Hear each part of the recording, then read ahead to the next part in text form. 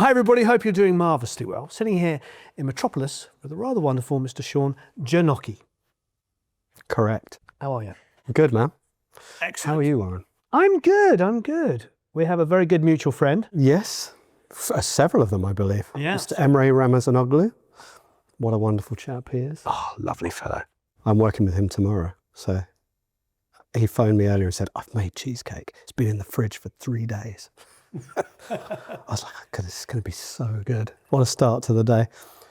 Yeah, so here we are in Metropolis. I have a room here. Been here for about a year and a half now. Lovely. Where were you before? I had my own place down in Wimbledon, Black Dog Studios, which I've had for 21 years. Why move?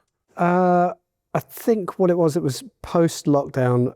People didn't really, they had a bit of a problem traveling to Wimbledon anyway, because it was like in the middle of nowhere, which is not, but it just feels like it's south of the river. Way south. South of the river. I just felt like, I suppose it was quite secluded, and I found myself spending a lot more time alone and felt the need to be around more people and more creative forces. And it's very inspiring being here. You know, you meet a lot of like-minded people, and there's a lot of good vibes here, you know, so. Yeah, we've had an absolute blast. It's a beautiful building. Yeah, isn't it just? Yeah. Just like looking out, these insane clouds, and then they're like, oh look, there's a jumbo jet just casually coming into land. Yeah, and you're right in the middle of town, and it's all like, you know, it's nice. You can come and have a coffee and sit and have a really sort of like great conversation about something that inspires you to go and work and do something a bit better, right? Which is super cool. That's like, you don't get that when you're on your own with the Wombles. That doesn't. The Wombles. That does not happen Wombles down there. I made a lot of great records down there. Don't get me wrong. It was a great space, but it was quite secluded. Did you rent out your parking space during Wimbledon? We were sort of a little bit more off the beaten track than that. Okay. Yeah, it was good times. It was good times, and I learned a lot in that room, and you know, and I suppose I've put the same sort of ethos that I had there into this room here. It's kind of got the, you know, same footprint, same kind of like everything's set up, everything's ready to go, and You must have a good arts community around there, because Wimbledon College of Art is one of the greatest colleges of art in the world. yeah, it is. Yeah, no, it was. Hence why I spent 21 years there. Yeah. But it was time for a move, you know. But Chiswick is beautiful. and I ended up here in this wonderful community, which is what it feels like. It feels like a space where a lot of people are doing great things, you know. So. Absolutely.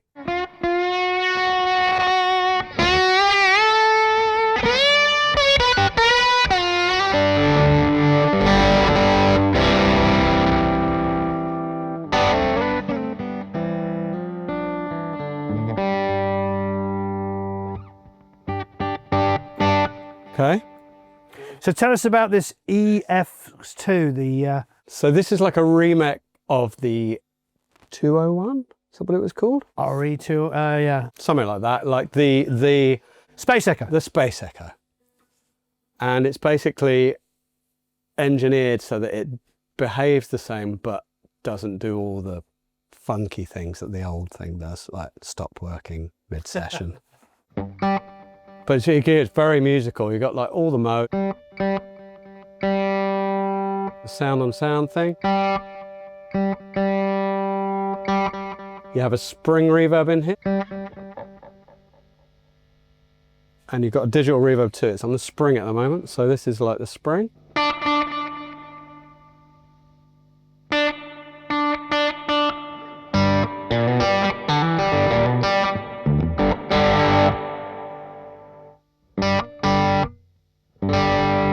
There's the echo. Also does the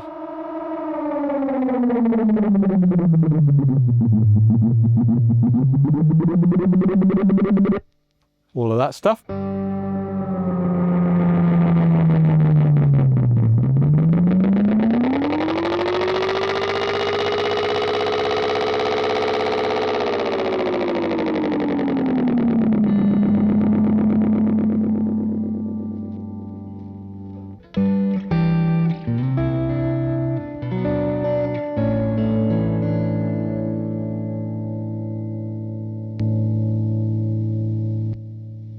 I think it's really great. Sounds absolutely beautiful. Doesn't it sound good? Yeah.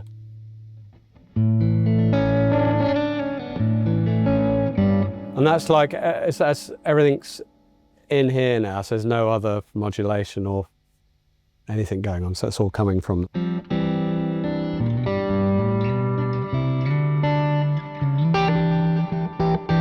What's your chain on the amp?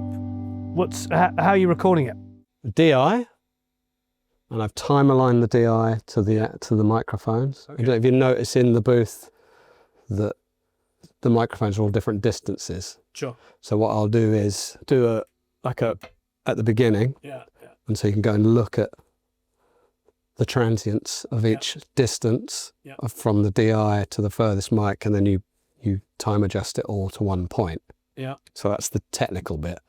So I have a 414 on the combo, and then I have an M-69 on the super reverb, and then an Amethyst, JZ Amethyst, which is about. I saw it's just a little bit. It's about this far back, and then the measurements in here.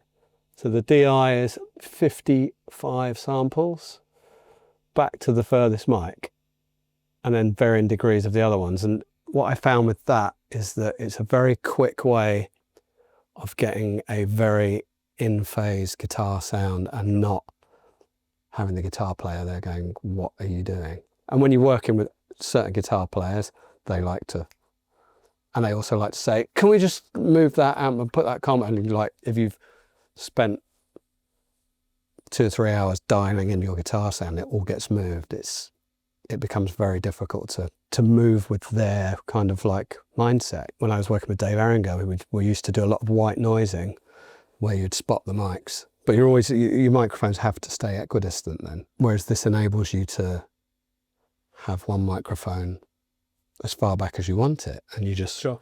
And also I think there's a lot to be said for a DI as part of a sound. Right. Particularly if you're sending all the pedals to it. It just gives you that front that you might need for. Right. If you listen to the DI on its own, it's probably pretty horrible, you know, but. Well, she was quite nice, but no. So that's the DI. It's nice. And is that the second amp? It's the Roger. It's one of Roger's again. So that's the combo and the DI. First mic on the super. And then the Amethyst.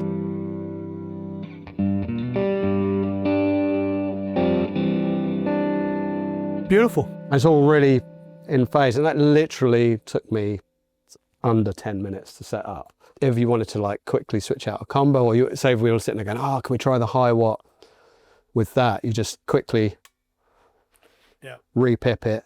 Yeah. You can do that with 3 amps very simply. Right. And it allows you to get a very, very and then you have a little, like the way I always have my dynamic on the glue on the speaker cone. Okay. It's slightly off axis, so now that's like set, and then you just go and you think, right, okay, I want this second mic to be like a bit warm, so you lean it towards the edge of the cone and you come back 18 inches. So, you know, a good wallop back.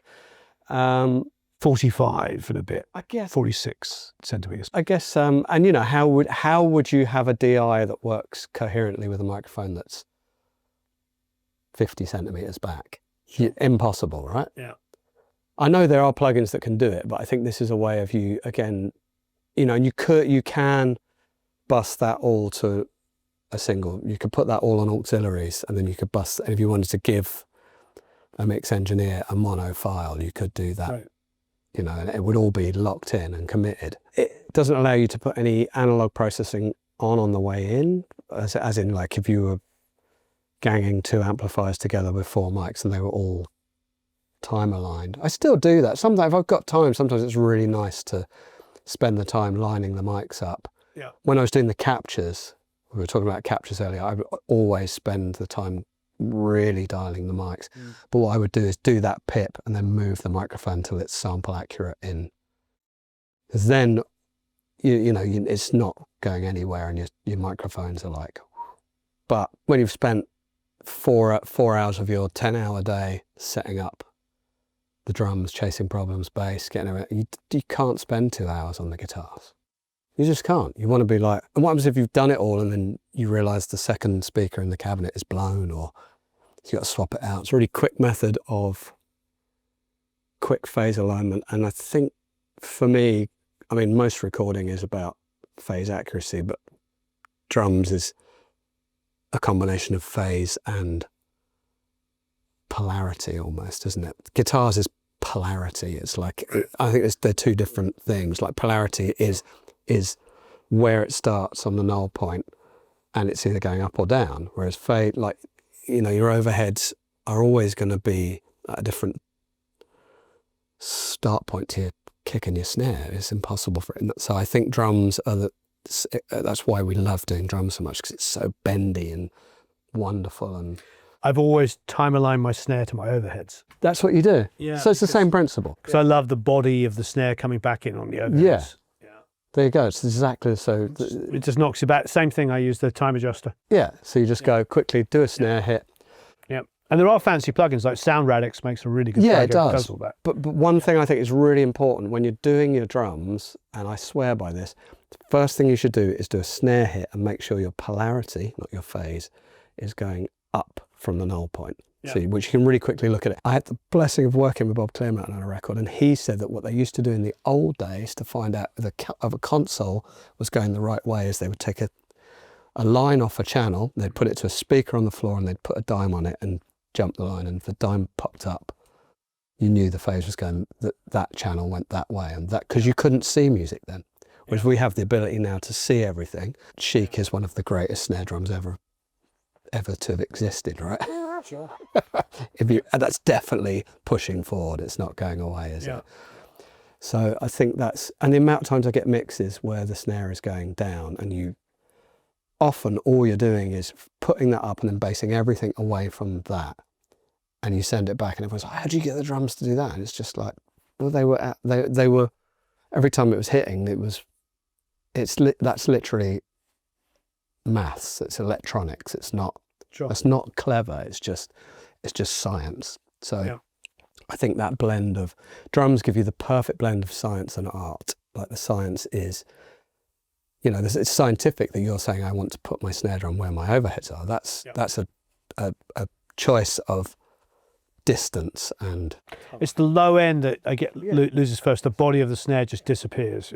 Yeah, totally get that. You get this horrible overlap between the low end on the overheads and the snare, and you get this cancellation. Well, how can it possibly be right? You know, it's a common misconception I've talked about a lot. When you get a lot of sources, you get more low end if you create space for low end.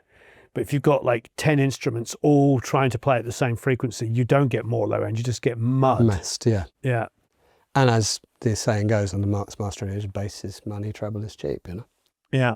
Which is true. Yeah. That was what blew my mind when I first started working with American engineers and stuff, was just how unbelievable, and it's always been the same from Motown, how unbelievable the bottom end is on American records, and compared to the start point of British records is always been quite different, right? Yeah, we were always about mids. I remember the first thing I felt when I moved to the US was like, wow, they mix the kick drum loud. Yeah. You know, the bass drum's like suddenly like 2 dB louder than we used to mix it.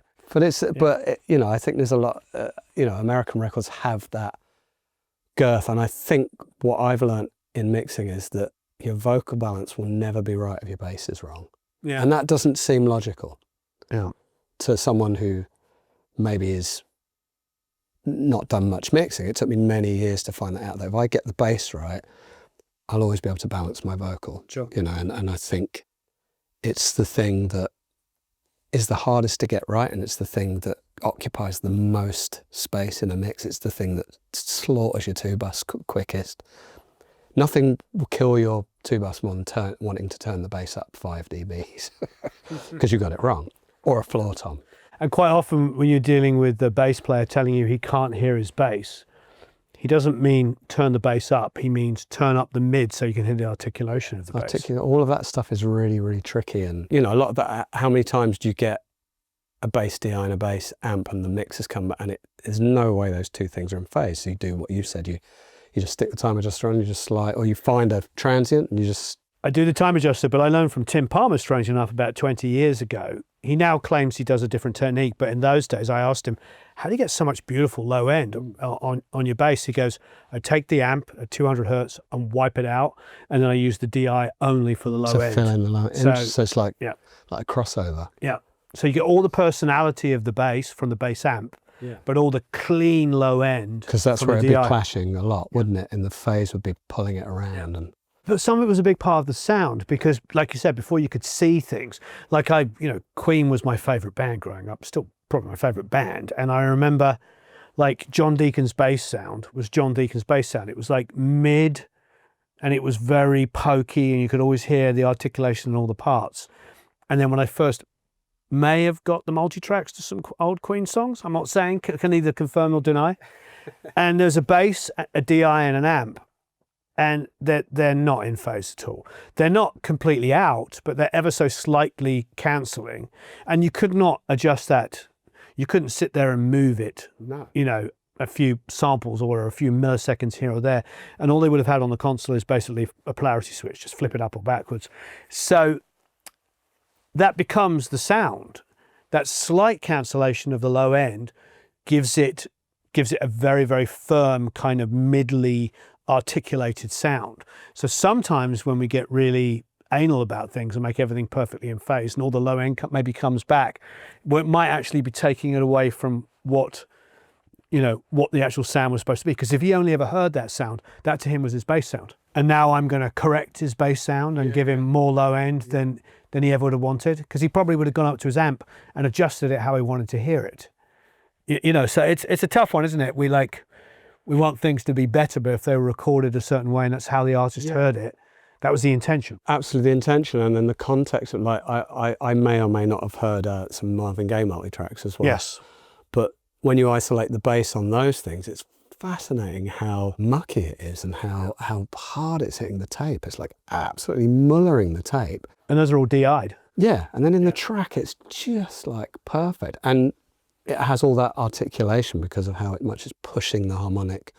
And that would be James Jamison with one finger. Yeah. Just so every note's even because he's using compressing one finger. itself. Yeah. There's a lot to be learnt from all of those things. It's like, it doesn't have to always be perfect and uptight. He says after making a guitar thing, the most perfectly lined up thing. But it allows me to be very creative with what's going into it, because I'm never questioning. Right, it. but you're doing something that's intended. Yeah. So as long as the intention's there, you're good. But we're going to roll this out, I think. What do you think, price-wise? Big twos, something like that. It's all handmade, Yeah. And we think what we're going to do with this is have it as we'll have it as off. Off is up, then single coil. So it's a bit confusing with being off in the middle, I think. And the idea with this, you got a bit of green out of phase here. Oh yeah. For that. And then this is a blower switch, so this puts you wherever you are. This puts you to the bridge pickup. That's what it's supposed to be. So it's supposed to say if you rolled back like that. Neck pickup. And you want to go to a lead sound, you just hit that, and it puts you to the bridge pickup wide open. Oh wow! Yeah. A little Ronnie Wood trick, that. It's amazing. Yeah, it's beautiful. Are you going to keep it 3? We tried it. It sounds better with 3. Okay. What about intonation-wise? The intonators, I think it's all right. Okay. We're still messing around with that. Because I was like, it's got to be a 6. For studio, you can't have like a whiny chord, Yeah. The producer's going to be sitting there going, yeah, and there's also always the Evertune. yes. I had that on the Les Paul. I really liked it. They're good, aren't they? It's great. You can just hand it over to the guitar player who's like, it's like they've got the chord. You hand them a chord like this, and then when they play it, it's like, oh no. It's kind of the thing that there's 2 things I think a lot of inexperienced players do, is that the bending of the chord, and then bass players who let the note go as they go, they like slide up the neck and the low E still going. It's a lovely neck. Isn't it great? Yeah, I think my only thing is I like the thin line. I really do. Me too. There's something at a moment I'm doing. This is my latest project. Is a thin line. It's like a cheap ass Indonesian one, Yeah, yeah. and I put all new parts on it. And then I've started this today, so I'm going to do a dual concentric, so you can have the bridge and the neck like a Gibson. Yeah, yeah. Because something I'll do a lot playing live. So if you're using a Gibson, Yeah. what I will often do is do like a. There's your cleaser, Yeah, yeah. and then you hit. So just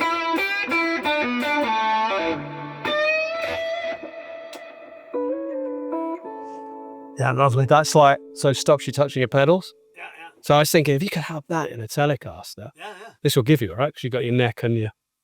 I don't know another way of doing that. So I think these guitars are great, and this is identical to this one. But if you're on a session and someone's like, "I want a slide part," you can't pick that guitar up and play.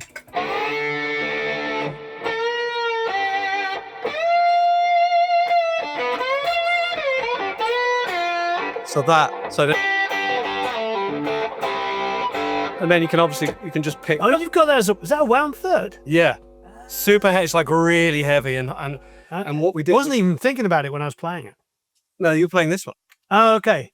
So you pick this. You pick this up. identical looking guitars almost, but So you not. can pick this one up, and then you're immediately because you can't.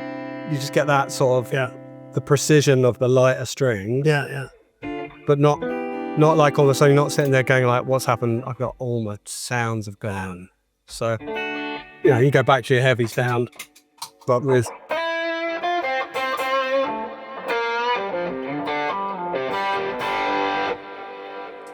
So that was the idea. That's how I first started working with him. Was just, I was doing not to name drop. I was doing a Richard Ashcroft gig, and it needed a lot of switching between slide stuff or very heavy arpeggios where the resistance of the really heavy strings with the wound third, you can really dig in. Yeah, arpeggios need heavy strings, don't they? When you're sort of playing up here. Yeah, with a pick, and you really want to lay into it. Yeah, but you want the resistance. thickness. Yeah, I agree. But what you don't want to do is pick another guitar up with a totally different feel. In the studio, often I'll take a baritone and just play it higher. And he makes this is his little studio acoustic. It's a tiny guitar, fits in the boot of a car, but it's like Gorgeous. this massive sound.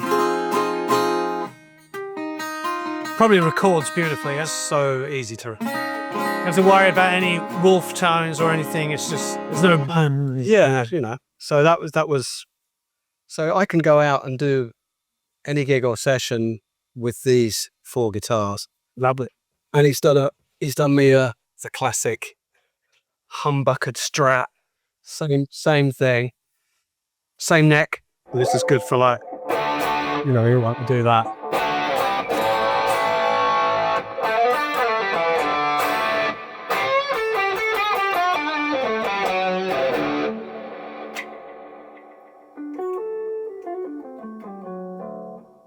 Right, this is like the other sound you don't have, isn't it? I Of really. course you can, yeah. Let's just drop D that, but Oh, drop. Yeah.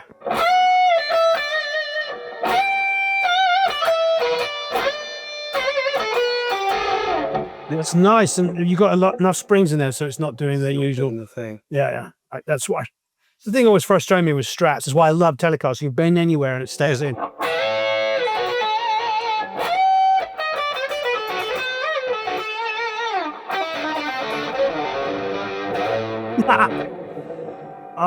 That's gorgeous, Millman. He's great, man. Yeah, He's really talented, and and it's just it's having your classic. I mean, what that to me is every bit as good as an old '60s thing, and it's replaceable. It's replaceable, and it probably doesn't fret out. It's just it works. All the parts are new. Like your pot's going. You're not like, ooh, it's the original pot. Yeah. You bust a machine head, and you're not like crying. And What does he use? I think they're just Gotos. Yeah, great. It's just all like really standard stuff. So what's the pickup and So Monty's in these. whole new world to me. Matt Monty's is really amazing builder. Yeah. All I know is like Seymour Duncan's, the standard pickups. He's the guy. He's he's the guy over here for Great. custom. He's done my SG Scatterwound pickups, so they're really low output and they're really. What setup are we hearing here? We're going in through the high one? No, that's off at the moment. What you're hearing is Super Reverb Okay. and a Highlight, which is a new company. And none. It's basically based on the Highwatts. I mean, the Highwatt it's quite easy to flip over to it, but yeah, I've just got the two combos split in there. Wonderful. So there's Roger Mayer. I'd heard that he was building stuff again. Well, he's known as the pedal guy, right? Of course, Hendrix. Yeah. Hendrix and Jeff Beck, and Page, he was around helping with those early Buzz designs. Yeah. So I'd known Roger since the old days of my band, and the first single we had, it opened with a Voodoo Vibe, speeding up, and I met him at a pub because he lived really near me in Southwest London where I was living at the time.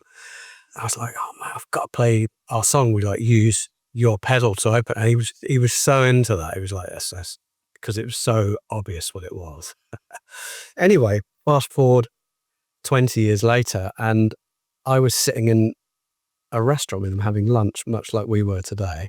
And he just brought up the fact that his RM58 is what was used at the record plant for all the John Lennon records. And Oh, wow. And I looked into it, and like the people who were using them are Rich Costey and Brower, and the people who were in New York at the time, totally unknown here, never even heard of one. And then Roger's like, well, I had Sundragon where they did the first Ramones record and the second Talking Heads record, and that was my console. I was like, what?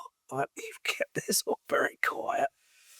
So then he turned up at my studio one day, because it was quite near to him, with a guitar pedal like that, and it had 456 written on it, and a guitar part and an on-off switch. He said, try this. He said, I think I've worked out how to simulate in analog, so no digital stuff, the curve of a tape machine. And I put it, and it was a mono thing, so I just put it on a bass channel. I was like, oh my God, so I was like, could you put this in a stereo box with... And then we went on from there. So these are all the generations of it. Like that's the first, those ones there is the first stereos. Yeah. They're great. They sound great, but they have to see a -12 lineup and various things that are like, Roger's amazing, but he's also like, I will not condone these semi-professional converters that don't go above -20. I'm like, yeah, but everyone's losing 8 dBs of gain, so that they're frying the front end, and there's not enough knowledge in the world to educate. We can't go around educating people. We just need to make it with a clean part after the process. So then, and at the same time, convince them to do the 500 series, which are these ones. Oh, wow. So that each one of those is in effect, a tape channel.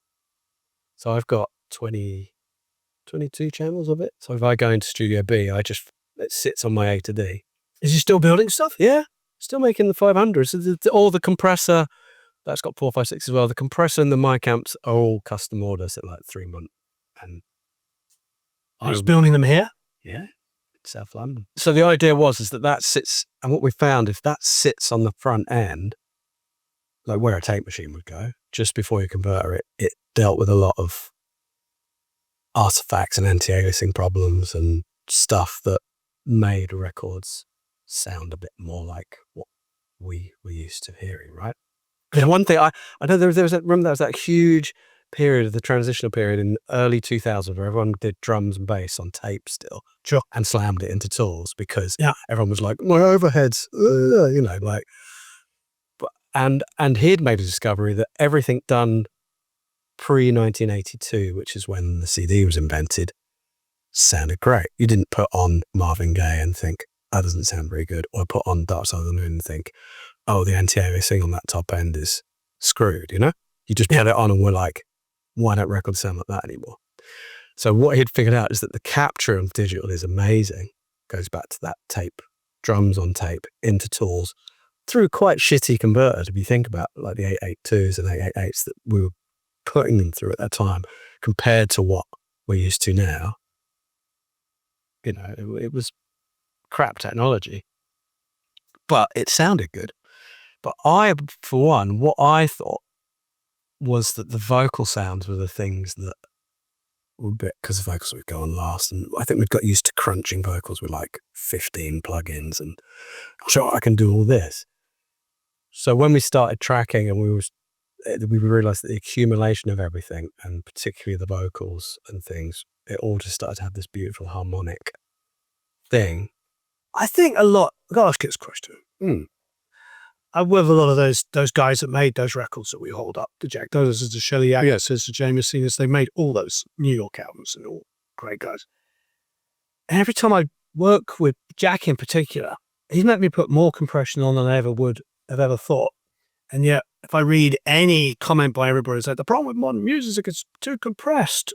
And those guys were slamming it. If I listen to a Beatles record, right? Yeah. Out of its mind, right? Yeah. Or a James Gang record, you just put it on, you're just like, what? Yeah. But and I think there's just less artifacts the way they were working, and there was less microphones, and there was good playing, there was great mic placement, and if you compress a mic out of its mind that it's in the right place, you're into gold, right? And he's probably there going, no, crush it, but like move it back 6 foot, yeah, or whatever, yeah. So I suppose the idea, I think what Roger is trying to get at is making the capture really great again, and the engineering should be similar. He always said the superstar mixer was a thing that came out of the 80s, that he was like, that didn't used to happen. He said you used to you make the record. He said you make a record, you'd let the tape op mix it, and the monitor mix would be, he would actually do that. He'd do that. You'd lean on the play this, and you'd go for lunch. And that was your monitor mix. And then the tape op would mix the track.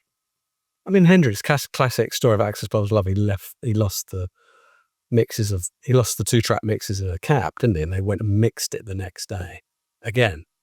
And you think about how seemingly complex that record is. Yeah, there's so many records. You just put out all the faders in 0 and then pan them around where they're supposed to be, and you're like, that's the record. And that was something I know when I used to work at Rack a lot, there's an old American New York era APIs in there. And all along the console, you have a dot, right? That's unity, so the dot. And I remember the in-house tech always saying to me, like, the good guys, you'd go in, it would all be at the same place, and then you'd be mixing, and the vocal would go up with the chorus, it would go back to the dot, and that would be it, They said, that's how Glenn Jones would work. It'd just, like, it'd all be, desk is reasonably static, but you do your rides, but you're back.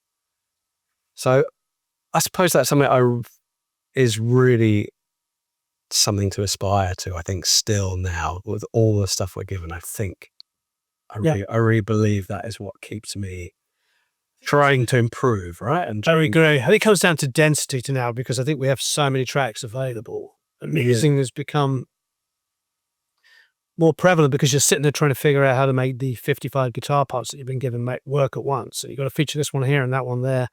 Where, like, as we're both basically saying, that was captured as a performance.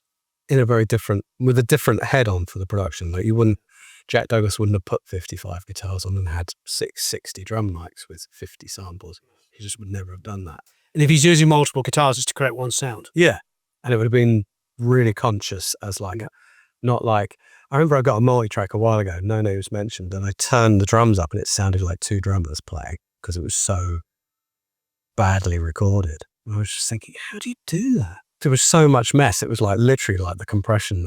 Actually, I was just like 2 people playing at the same time. I really feel like it's my responsibility now as getting into my senior years just to do good stuff, and to spread that gospel down and give the information freely to younger engineers when you're on sessions, and really force that, You're doing a ton of production, engineering, mixing. Not so much production. My production is mainly for the label that I run out of here with my business partner, Jesse Wood. We have a label. We do that because we love the artists on it, and we're doing proper old school development where you routine them and they learn to play and they learn to track and they learn to, and pushing them through their writing. And that's been really, really, really rewarding. I'll maybe take 2 things on a year production-wise, because I just think it's so involved. And I think to do a great job, I think we've got to really, really be in the band. So I get as much reward from it with engineering, but I get to stop if I get to continue making music, but I get to put it down and finish it quite easily. And I think that's, again, I get a lot from that, and I think it's easier to keep working and stay, so you're pushing your own self all the time and getting better at it and getting enjoyment from it. And production can be a real, like it can be a real sort of like leech on your soul and your resources if it's not right. I think to bounce from project to project just because you want to be a producer is. I love mixing so much, I absolutely love it, particularly other people's stuff, and I really like getting something that got this potential and just making it into something great. But I presume you're doing a lot of session work. Loads of session work. Yeah, back to playing again after many years of not doing enough of that. I'm doing it for myself, but now I'm with our good friend Emre. I'm doing an ongoing thing with him. We've just been chatting with him just before you came in. He was like, "Oh, I'm so excited about tomorrow. I made a cheesecake." You're such a sweetheart. And so that's great. And a lot of the mixing I get now, it's add a part in the chorus, and people are cool with that, and especially the American stuff. I think people are a lot more relaxed about it in America. That someone mixes your record, you stick a little part on if it needs it. I talk about that a lot when we're teaching mixing. Ultimately, people just wanted to come back sounding better. When working with guys like doing Ace Frehley, I did 3 albums with him, and basically he would give me a lot of guitar parts in a chorus, but he wouldn't give me many doubles or things like rhythm parts. So I just take chorus 2 rhythm, stick them on chorus 1, take chorus 1, stick them on chorus 2, pan it left and right, and suddenly now I've got uplifting rhythm guitars. And then if he didn't do a full-blown straightforward rhythm, I just put one down, and he heard it, never complained, because the results were what he wanted, and I didn't feel like I was ruining his artistic integrity. So yeah, I hear what you're saying. You just got to do what's best for the song. Yeah, and you're not doing that. No ego. To be an ego smith and to have you want to be standing next to him on the cover. Like, yeah. It's just to make it great, and that's because of your experience of knowing the ingredients of what make records well. And so I think people are getting a bit more relaxed about that in the mixing role, and I really enjoy that. If it's like, are you cool if I put a little acoustic thing in the chorus, I can hear something that you can be like, yeah. I mean, there's other things that you don't want to even touch. There's other things that I resung it. Yeah, sorry. I put a rap in. I thought the middle 8 needed a little rap, so I went for it. And then this room is kind of like great for that, for kind of like guitar fest, as you can see. So is there a booth in there? There's a booth in there stacked full of amps. It's great. So give us a little bit of a rundown. You've got the Roger Mayer, obviously immediately caught my eye. That's the recording side. So that's like I said, that's what gets wheeled into Studio B, doing my tracking. What's at the top? That's it's a Groms, so it's an American Altec Lansing ripoff. Okay. 5-into-1 mono mixer. Okay. 5 mono channels, 1 output, and a tube EQ on the output. And the Dottore is another Roger thing. Dottore. Okay. Yeah. Italian for doctor. Okay. Roger likes his name. This came as another accident. So this came from us having a lot of problems with putting the 456 on inserts on desks because there's no transformers in them. And we were getting noise issues with the op amps and patch bays, and it was driving him nuts because every other call would be, "Oh, I'm getting a loading thing," and he'd be like, "Yeah, but that's because there's 60 op amps in each channel." And I was driving nuts, and I was like, "Yeah," and also, it would really help being able to throw long signals out, and a lot of these rooms now have patch bays miles of wire, blah blah blah. So anyway, he came with a little guitar pedal, and he said, "I've done it, try it out, put a little thing in with 2 different settings, let me know which frequency you want the transformer to set at." And I was like, so I tried it. It sounded great, like a real good bass bump and everything, and fixed the problem of loading. So I was like, "Rog, what's this what's this transformer thing with the frequencies? Can you make that across multiple frequencies? Then this is where this comes. So this is a passive 6-position low-end EQ. So it goes from 30 up to 120. And it's passive, and this is a resonance thing. It's just on and off, and it adds super linear, no phase shifting, because it's not any. It's like a transformer making like EQ. Incredible. Yeah, amazing. So this is I use this on a lot of my jazz recordings for the upright bass and the kick drum, where you want this lovely kind of warm, silky sub to things. You know? So using it on front end, so when you come to mix, you have to do less work. It's the way you want to hear it. The way you want to hear it. It's all about that, really. And then this side over here is my mix chain. Well, that's my guitars for Roger Prees, which is on the 2 mics on each cabin there. Yeah. Actually, at the moment we've got a DI mic and 2 mics, a DI and then 3 mics. So I have the ability here to switch between digital, so I can work in the box and come out clean, and then hit an analog mix bus as well, which is 16 outs, hardware inserts into this is the dangerous rig, so that's like 8 outs, 2 ins, and then a 2-bus chain going, and that all hits a summing amp, which we all know what summing amps are. It's like fader's at 0, you know? And so I can flick, if I'm doing like for the jazz stuff, I always mix that in analog because I'm usually putting all 10 mixes down in an afternoon anyway. It's not like super involved, and there's generally not billions of recalls and micro edit. You know, you're sitting in the airport, can I just get the backing vocals down half a dB, you know? Which, and I, you know, it's taken me years. I've gone from that method of working to working in the box because I think you have to be able to do that. And I'm really happy with the results of that. But recently, this is literally the last 6 months, I've been like, right, I'm going to have it at the studio so I can just do either. It's all monitored off the dangerous monitor controller. All sounds very crispy and great, you know, and very easy to work with. I've got the Tube Tech summing amp as well. So if I want a different flavor, it's literally eight inputs switched, and you've got a different desk, right? So the Tube Tech summing amp, Yeah. how many inputs is that? That's 20. Wow, I didn't know. I've never used one. Yeah, they don't make it anymore, unfortunately. Do you have that after the dangerous? No, that's really instead. Instead, if I don't want to use the 2-bus plus, which is, I mean, I got this because this was discontinued and the tube seatings were getting knackered, and I just thought one day I'm going to turn around and this isn't going to work anymore. And so I switched up. Thank you. Thank you. That was a lot of fun. Wasn't it just? I want to do more, so we have to figure out how to do that. We're talking about going down to Salvation together. Yes, we must do that. Yeah. Find a lovely jazz band and maybe record some stuff. Yeah, that'd be cool, wouldn't it? Yeah, it would be We can amazing. actually record something there. Yeah. So stay tuned. I presume there will be links to your website and all kinds of stuff floating around here. Yep. Marvelous. Thanks. Thank you, everyone. So long, farewell, auf Wiedersehen, au revoir, adios, ciao.